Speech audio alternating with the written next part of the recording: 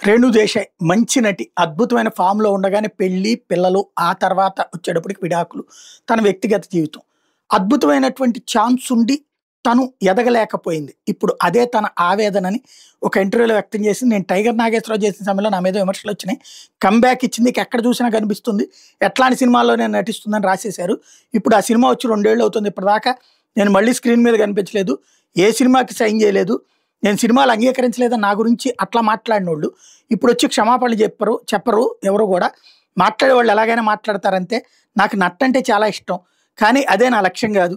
15 ఏళ్ల వయసులోనే ఇండస్ట్రీకొచ్చేసాను. నేను డబ్బుకి ప్రాధాన్యం ఇచ్చే మనిషిలా కనిపిస్తాను. నేను అట్టాంటి దాన్ని గాదు. యాక్చువల్‌గా డబ్బుని జాగ్రత్తగా ఖర్చు చేస్తాను. కానీ దానికి ప్రాధాన్యం ఇవ్వను. ఒకవేళ నేను అప్పటినుంచి ఇప్పటిదాకా సినిమాలు చేస్తున్నట్టయితే ఇప్పటికి చాలా మంచి పేరొచ్చేది అని చెప్తూ తనకిప్పుడు గొప్ప పాత్రలొస్తున్నాయని చెప్పుకొచ్చారు. మహిళా ప్రాధాన్యం ఉన్న చిత్రాల్లో ఛాన్సులొస్తున్నాయని చెప్పుకొచ్చారు. ప్రస్తుతం అత్తగారి పాత్రకు ఓకే చేసిందట ఆవిడ. త్వరలోనే ఆ సినిమా కూడా ప్రారంభం కాబోతుందట. అత్తాకోడళ్ళకి సంబంధించిన కామెడీ చిత్రంగా అది రాబోతుంది అని చెప్పుకొచ్చారు.